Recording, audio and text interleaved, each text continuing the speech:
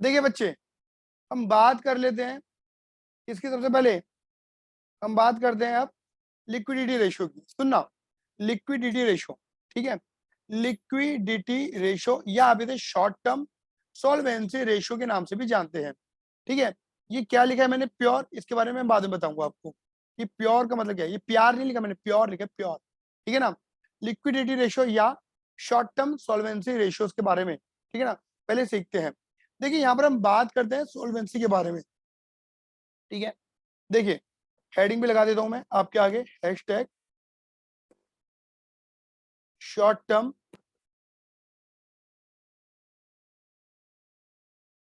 Solvency ratio, जिसे हमने क्या नाम दिया मेरे बेटे, जोर से बोलो, लिक्विडिटी रेशियो। लिक्विडिटी रेशियो नाम दिया, liquidity ratio, short term solvency ratio, liquidity ratio, कुछ भी कह लो आप इसे। सवाल यहाँ आ रहा है कि सॉल्वेंसी, देखो सॉल्वेंसी बना है आपका सॉल्वेंट। सॉल्वेंट, सॉल्वेंट क्या होता है, एक तरीके से इंसॉल्वेंट का उल्टा। सॉल्वेंट का मतलब होता है इंसॉल्वेंट का उल्टा। इंसॉल्वेंट का मीनिंग आपने क्या सीखा है, दिवालिया। दिवालिया, दिवालिया निकल जाना, दिवाली नहीं, दिवालिया निकल जाना। दिवालिया का मतलब क्या होता है, यानी कि वो कंपनी, वो पर्सन, वो एंटिटी जो अपनी लायबिलिटी को पे रखने की क्षमता नहीं रखती, उसे हम क्या कहते हैं, इंसॉल्वेंट कहते हैं। दोबारा बोलेंगे, वो कंपनी, वो पर्सन, वो एंटिटी जो अपनी लायबिलिटी को पे रखने की एबिलिटी, क्षमता नहीं रखती, उसे हम इंसॉल्वेंट कहते हैं। सही बात है नहीं है? तो सॉल्वेंट का मतलब क्या हुआ, सॉल्वेंट का मतलब हुआ कि जो अपनी लायबिलिटी को पे रखने की क्षमता रखता है, जो अपनी लायबिलिटी पे कर सकता है, जो अपनी उधारी पे कर सकता है, वो सब क्या बोलेंगे मेरे बेटा जी, सॉल्वेंट। क्या बोलेंगे मेरे बेटा जी, सॉल्वेंट। क्लियर ही नहीं है, क्योंकि सॉल्वेंट, सॉल्वेंट। अब सॉल्वेंट से बना है सॉल्वेंसी, क्या बना है, सॉल्वेंसी, सॉल्वेंसी। और यहाँ पे क्या लिखा है, शॉर्ट टर्म। क्या लिखा है मेरे बेटा जी, शॉर्ट टर्म। तो देखो शॉर्ट टर्म, शॉर्ट टर्म बताता है किसके बारे में, करंट लायबिलिटी के बारे में। किसके बारे में बताता है मेरे बेटा, करंट लायबिलिटी के बारे में बताता है। किसके बारे में बताता है मेरे बेटा, करंट लायबिलिटी के बारे में। सॉल्वेंट, करंट लायबिलिटी यानी शॉर्ट टर्म लायबिलिटी, सुनते रहे ना, करंट लायबिलिटी यानी शॉर्ट टर्म लायबिलिटी। देखो मैं तुम्हें एक चीज और बताता हूँ कि शॉर्ट टर्म लायबिलिटी का मतलब होता क्या है। कई बार ऐसे बच्चे ना समझ नहीं पाते। देखो मान लो कोई ईयर है 1/4/2021, ईयर एंड कब होगा, 31 मार्च 2022, ठीक है ना। ये तुम्हारी कौन सी डेट है मेरे बेटा जी, बैलेंस शीट डेट है। जब तुम बैलेंस शीट डेट पर क्या बनाते हो, इस डेट की जब बैलेंस शीट बनाते हो, तो एक एक बैलेंस शीट में जो भी एक एक लायबिलिटी होती है ना, एक एक लायबिलिटी को उठा उठा के पता क्या सोचोगे, ये देखो जी क्या सोचोगे, ये देखो, ये देखो, यहाँ से तुम्हारा एक नया साल शुरू हो जाता है 31 मार्च 2023, यानी कि यानी कि ये तुम्हारा पिछले प्रीवियस ईयर के 12 महीने हैं, और ये तुम्हारे आने वाले 12 महीने हैं। बात क्लियर होगी नहीं होगी, आने वाले 12 महीने हैं। तुम यहाँ पर क्या करोगे, जितनी भी लायबिलिटीज होंगी ना, उन लायबिलिटीज को उठा उठा के पता क्या सोचोगे, क्या मैं लायबिलिटी आने वाले 12 महीने में पे कर दूंगा, क्या मैं लायबिलिटी आने वाले 12 महीने में, इन 12 महीनों में पे कर दूंगा, ठीक। तो ये लायबिलिटी क्या कहलाएगी, करंट लायबिलिटी। और अगर मैं पे नहीं कर पाऊंगा, मैं ज्यादा समय लूंगा, क्या लूंगा, ज्यादा समय लूंगा, तो क्या कहलाएगी, नॉन करंट लायबिलिटी कहलाएगी। बात क्लियर हुई नहीं हुई, क्लियर है ये नहीं है, याद रखना करंट लायबिलिटी ऐसे देखी जाती है। एक बात और बताता हूँ, ये जो 12 महीने होते हैं ना मेरे बेटा, 12 महीने, इन्हीं 12 महीनों को बोलते हैं ऑपरेटिंग, क्या बोलते हैं, ऑपरेटिंग साइकिल। क्लियर है ये नहीं है, क्या बोलते हैं, ऑपरेटिंग साइकिल बोलते हैं इन 12 महीनों को। याद रखना मेरे बेटा जी, आपने 11th में पढ़ा था कि वो लायबिलिटी जिनमें 12 महीनों में पे कर दूंगा वो मेरी करंट लायबिलिटी कहलाएंगी, ये पढ़ा हुआ था। लेकिन अब थोड़ा सा इस डेफिनेशन को और अपने दिमाग में क्या कर लो, थोड़ा सही कर लो। क्या सही करना है, कि जब भी एक ईयर एंड होगा, जब भी हर बैलेंस शीट डेट आएगी, हर बैलेंस शीट डेट पे सारी लायबिलिटी को एक एक करके ऐसे देखोगे, एक एक करके ऐसे लायबिलिटी को देखोगे और सोचोगे क्या मैं इन लायबिलिटी को आने वाले 12 महीने में पे कर दूंगा तो करंट लायबिलिटी है, नहीं करूंगा तो नॉन करंट लायबिलिटी है। लेकिन इसकी और प्योर डेफिनेशन बोलूं, क्या मैं इस लायबिलिटी को आने वाली ऑपरेटिंग साइकिल में पे कर दूंगा, आने वाली ऑपरेटिंग साइकिल में पे कर दूंगा। अगर कर दूंगा ऑपरेटिंग साइकिल में तो वो करंट लायबिलिटी है, और अगर वो ऑपरेटिंग साइकिल से बाहर कूद रही होगी तो वो करंट लायबिलिटी नहीं है, वो नॉन करंट लायबिलिटी हो जाएगी। मैं समझाना कहता हूँ, समझना। ऑपरेटिंग साइकिल या तो 12 महीने की हो सकती है, 12 महीने की भी हो सकती है, या मोर देन या मोर देन 12 महीने की भी हो सकती है, 12 महीने की भी हो सकती है या मोर देन 12 महीने की भी हो सकती है। बात करोगे, सपोज मान के चलो अगर मेरी ऑपरेटिंग साइकिल 18 महीने की है, कितने महीने की मेरे बेटा जी, 18 महीने की, तो पता है मैं क्या बोलूंगा, क्या हर बैलेंस शीट डेट पर क्या ये लायबिलिटी मैं 18 महीनों में पे कर दूंगा, मतलब ऑपरेटिंग साइकिल के अंदर अंदर पे कर दूंगा तो करंट लायबिलिटी है। बात क्लियर होगी नहीं होगी, तब 12 महीने वाला लॉजिक मत लगाना, क्योंकि ऑपरेटिंग साइकिल 18 महीने की है। बात क्लियर हो गई नहीं हो गई, और अगर नहीं पे कर पाऊंगा तो वो नॉन करंट लायबिलिटी है। लेकिन हाँ, अगर तुम्हें किसी क्वेश्चन में ऑपरेटिंग साइकिल के बारे में नहीं बता रखा होता, तब तुम ऑपरेटिंग साइकिल कितने महीने की मानते हो, 12 महीने की मानते हो। 12 महीने से कम की ऑपरेटिंग साइकिल नहीं मानी जाती, 12 या उससे ऊपर की हो सकती है। क्वेश्चन बताएगा तो वो लेना, नहीं बताएगा तो 12 महीने लेना। इसलिए तुम्हें कक्षा 11वीं के अंदर क्या बताया जाता था कि भैया 12 महीने ही ले लेते थे नॉर्मली समझाने के लिए। 12 महीने में पे कर देंगे तो ऑपरेटिंग मतलब करंट लायबिलिटी, मतलब करंट लायबिलिटी है, नहीं पे कर पाएंगे तो वो नॉन करंट लायबिलिटी है। इसलिए इस करंट लायबिलिटी को, इस 12 महीने को बोलते हैं शॉर्ट टर्म।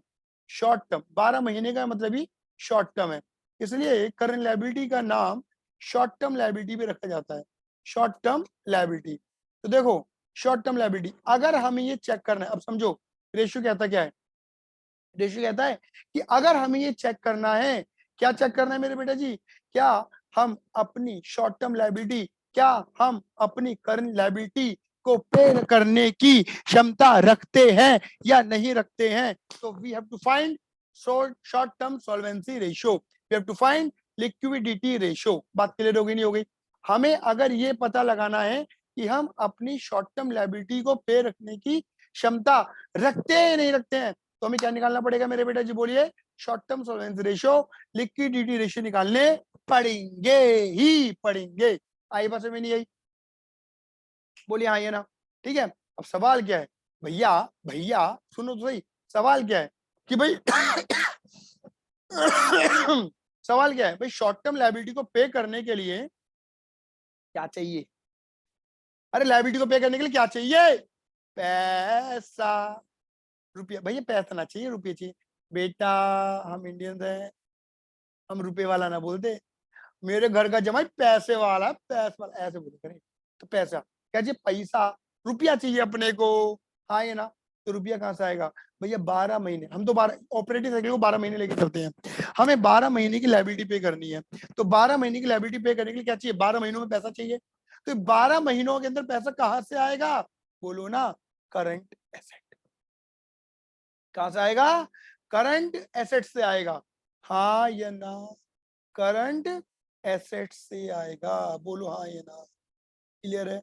करंट एसेट का मीनिंग क्या होता है, short term asset, short term asset, इनकी वो एसेट, ठीक है ना, अगेन वही वाली बात, एक एक एसेट को उठाएंगे, एक एक एक एक एसेट को उठाएंगे और ये चेक करेंगे, कहां से उठाएंगे, बैलेंस शीट डेट से, और ये चेक करेंगे क्या इन एसेट से पैसा 12 महीनों में, आने वाले 12 महीनों में मिल जाएगा तो करंट एसेट है, और नहीं मिलेगा तो वो नॉन करंट एसेट में चला जाता है। बात क्लियर हो गई नहीं हो गई, ठीक है। इसलिए शॉर्ट टर्म सॉल्वेंसी रेशियो को चेक करने के लिए क्या चेक करना है, इनकी करंट लायबिलिटी पे करने की क्षमता रखते हैं या नहीं रखते हैं, तो हमको क्या देखना है, क्या हमारे पास इनफ करंट एसेट है या नहीं है। देखो मैं तुम्हें सीधी सीधी बात बोल के चलता हूँ, बड़े प्यार से समझ में आएगा। आपको पता है मेरा कोचिंग है, मैं एक कोचिंग की बात करते हैं, हर महीने का कुछ ना कुछ खर्चा होगा, रेंट, बिजली, बत्ती, पंखा, पानी, रिपेयर, मेंटेनेंस, काम वाली आंटी, मतलब क्लियर ही नहीं है। सपोज मान लो मेरा पर मंथ का खर्चा 30,000 रुपये है, बोलो हाँ ये ना, मुझे 30,000 रुपये का मतलब खर्चा है, बोलो हाँ ये ना, तो यानी कि मेरी हर महीने की लायबिलिटी कितनी है, 30,000 रुपये की, which is my short term liability, बोलो हाँ ये ना। तो इस शॉर्ट टर्म लायबिलिटी को पे करने के लिए, इस 30,000 को पे करने के लिए मेरे पास क्या आना चाहिए, पैसा आना चाहिए, बोलो हाँ ये ना, कम से कम 30,000 तो आने चाहिए ना, जिसमें खर्चा पे कर पाऊँ। मुझे कहाँ से पैसा मिलेगा, मेरी शॉर्ट टर्म एसेट, इनकी मुझे पैसा कहाँ से मिलेगा, मेरी करंट एसेट से मिलेगा, और मेरी करंट एसेट कौन है, आप मेरी डेटर हो, मुझे आपसे पैसा मिलेगा, तो यानी कि मुझे कम से कम हर महीने 30,000 रुपए की रिकवरी करनी ही करनी है, जिससे मैं खर्चा पे कर पाऊं, हाँ या ना, जो बंदा वो खर्चा है हमारा। बात क्लियर हुई नहीं हुई, तो short term liability, current liability को पे करने के लिए क्या चाहिए, करंट एसेट चाहिए, that's why short term solvency ratio में करंट एसेट और करंट लायबिलिटी को लिया जाता है। देखो देखो ये रहा फॉर्मूला, फॉर्मूले नहीं लिख रहा मैं, फॉर्मूले लिखे पड़े हैं, current ratio formula current asset upon current liability, याद हो गया, CA/CL, current asset upon current liability, याद कर लेना, current asset upon current liability, current asset upon current liability. और क्विक रेशियो, एक इसका दूसरा रेशियो होता है क्विक रेशियो। क्विक रेशियो इसका फॉर्मूला होता है liquid asset upon current liability, liquid asset upon current liability. देखो दोनों में करंट लायबिलिटी ही ली जा रही है, बोलो हाँ ये ना, लेकिन एक में करंट एसेट है और एक में लिक्विड एसेट है। इसके पीछे बवाल है, बताता हूं, क्लियर है। देखो करंट रेशियो का फॉर्मूला क्या था, current asset upon current liability. अगर आपने देखा हो तो मैं वहां पर मैंने एक रेशियो लिखा होता 2:1, समझाता हूं समझना, ठीक है। इसे स्टैंडर्ड रेशियो कहते हैं, क्या कहते हैं मेरे बेटे जी, स्टैंडर्ड रेशियो। अगर किसी कंपनी का ये रेशियो निकल कर आ रहा है ना 2:1, इसका मतलब है वाह वाह, मजा आ गया, सुभान अल्लाह, ये रेशियो है। क्लियर है नहीं है, तो बताइए 2:1। सपोज मान लो कि मेरी कंपनी के अंदर मेरी करंट एसेट कितनी है, 4 लाख रुपए की है, और मेरी करंट लायबिलिटी कितने रुपए की है, 2 लाख रुपए की है, ऐसा मान लो। कुछ और भी ले सकते हो, कोई दिक्कत वाली बात नहीं है। तो कितना हो गया मेरे बेटा जी, 4/2, जीरो तो जीरो कटी, कितने निकले 2/1, बोलो हाँ ये ना, क्योंकि 2:1 ये रेशियो निकल कर आया। यानी कि इसका मतलब पता है क्या है, इसका मतलब ये है कि 1 रुपए की करंट लायबिलिटी पे करने के लिए, बोलो 1 रुपए की करंट लायबिलिटी पे करने के लिए मेरे पास क्या है, 2 रुपए की करंट एसेट है। 1 रुपए की करंट लायबिलिटी पे करने के लिए मेरे पास 2 रुपए की करंट एसेट है, यानी कि 1 रुपया पे करने के लिए मेरे पास कितने रुपए हैं, 2 रुपए हैं। अच्छी बात है या नहीं है, इनके अपन तो मजे में चल रहा है भैया, बहुत मजे में, हाँ है ना, एकदम बढ़िया। क्लियर है ये नहीं है, इसी से स्टैंडर्ड इशू कहा जाता है। अरे भैया ये रेशो गलत है क्या, अगर मान लो कि 6 लाख बटे 2 लाख हो तो क्या ये रेशो गलत है, ये तो और अच्छा रेशो हो जाएगा। मतलब ये क्या हो जाएगा बताओ, 3/1, यानी कि 3:1 का रेशियो बन जाएगा ये, बोलो आएंगे ना। देखो इसे 3:2:1 3:1 लिखा जा रहा है, इसे ही हम कहते हैं प्योर फॉर्म। प्योर फॉर्म का मतलब है जैसे आप दूध को नापते हो किसमें, लीटर में, किसी भी वेट को नापते हो ग्राम या किलोग्राम में, एक यूनिट का यूज किया जाता है। यहाँ पर कोई यूनिट यूज नहीं होती, प्योर यूनिट है, प्योर 2:1 3:1 1:1 5:1। अब बच्चे कहते हैं कि ये बात तो बताओ भैया, ये तो रेशो और बढ़िया है हमारा, कि भैया 1 रुपए की करंट लायबिलिटी पे करने के लिए अपने पास क्या है, 3 रुपए की करंट एसेट है, ये तो और अच्छी बात नहीं हो गई। मतलब ये 2:1 और 3:1 में देखा जाए तो बेटर तो ये वाला नजर आएगा आपको, बट बेटा ये बेटर हो भी सकता है और नहीं भी हो सकता है बेटर। ऐसे कैसे कह सकते हो आप इसके लिए हमें फर्दर एनालिसिस की रिक्वायरमेंट होती है, कि अगर हमारा रेशियो कुछ करंट रेशियो जरूरत से ज्यादा अच्छा आ रहा होता है ना, तो उसके पीछे लॉजिक कुछ हो सकता है। इसके पीछे जैसे मैं 2 लॉजिक देता हूँ आपको, समझना, फर्दर एनालिसिस करना पड़ेगा। क्या क्या हमारी इन्वेंट्री कुछ ज्यादा तो नहीं है, क्योंकि इन्वेंट्री ज्यादा होगी तो करंट एसेट ऑटोमेटिक ज्यादा आएगी, करंट एसेट ज्यादा आएगी तो रेशियो ज्यादा आएगा, अच्छा दिखेगा। जबकि इन्वेंट्री ज्यादा होने का मतलब ये भी हो सकता है कि दुकान के अंदर इन्वेंट्री पड़ी हुई है, गोदाम के अंदर माल पड़ा हुआ है, बिक नहीं रहा, बिक नहीं रहा, करंट एसेट पड़ी, मतलब ये तो क्या हुआ, इसका मतलब माल भरा पड़ा है, बिक नहीं रहा, पैसा ब्लॉक पड़ा है, हाँ है ना, और अपन को करंट लायबिलिटी पे कर रही है। अरे जब माल बिकेगा ही नहीं तो पैसा कहां से आएगा। तो यानी कि क्या है, रेशियो तो ज्यादा दिख रहा है, रेशियो तो अच्छा दिख रहा है, बट इन्वेंट्री बड़ी हुई दिख रही है भैया। या इसके पीछे तो एक और एग्जाम्पल ले लेते चलो, डेटर।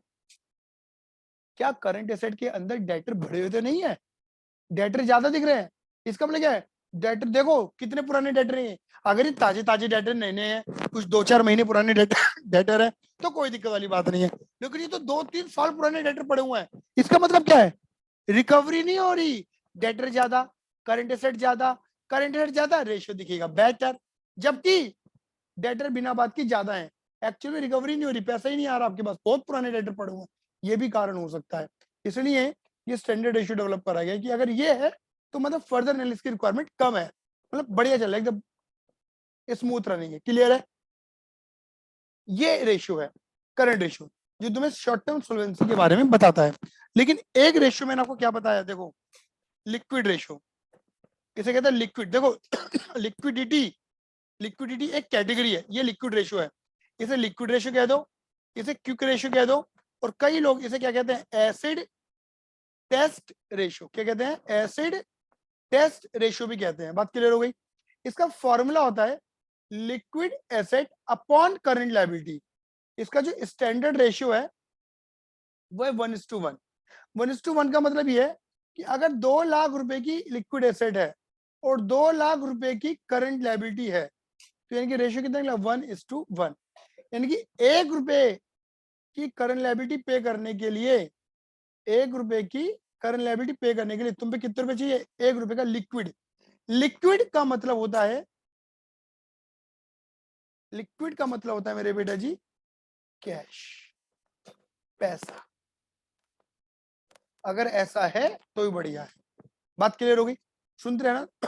देखो यहां पर मैं एक चीज बताता हूं, लिक्विड एसेट का मीनिंग क्या होता है। देखो लिक्विड एसेट का meaning, it include all current, सारी करंट एसेट आती है, सिर्फ 2 चीजें हटा दो, स्टॉक और प्रीपेड एक्सपेंस, एडवांस खर्चे।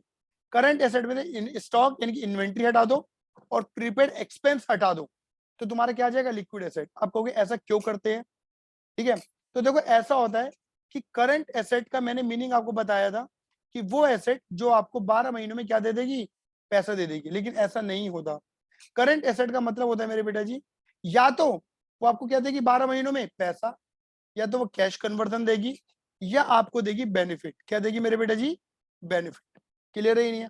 और देखो जैसे स्टॉक नॉर्मल देखा जाता है कि एकदम से पैसों में कन्वर्ट नहीं होता, स्टॉक पहले बिकता है, बिक कर डेटर बनता है, फिर पैसा आता है, इमीडिएटली नहीं आता पैसा, इसलिए स्टॉक को हटा देते हैं कि भैया इमीडिएटली पैसा नहीं आने वाला, हटाओ।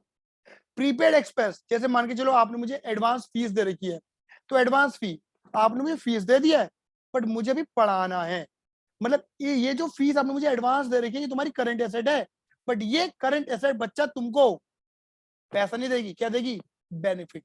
तो हर करंट एसेट से तुम्हें पैसा आएगा ऐसा जरूरी नहीं है, तो इसलिए प्रीपेड को भी हटा देते हैं। बात क्लियर हो गई नहीं हो गई। स्टॉक से पैसा इमीडिएटली आता नहीं, इसलिए हटाया, और प्रीपेड को क्यों हटा दिया मेरे बेटा जी, क्योंकि उससे बेनिफिट आने वाला है। तो कुल मिलाकर कौन सी एसेट बाहर आ जाती है पता है, जिनसे सिर्फ क्या मिलने वाला है तुम्हें, कैश मिलेगा, इसलिए लिक्विड एसेट को लिया जाता है। बेटर दोनों में से कौन सा है, ये वाला, ये बेटर है, क्योंकि तुम्हें क्विक एसिड टेस्ट, जैसे एसिड तुरंत रिएक्ट करता है ना तेजाब, ऐसे ही तुरंत रिएक्ट करके तुम्हें तुरंत आंसर देगा about your short term solvency के बारे में, ठीक है। दोनों सेम इंफॉर्मेशन लेकिन बेटर एलआर है, लिक्विड रेशियो।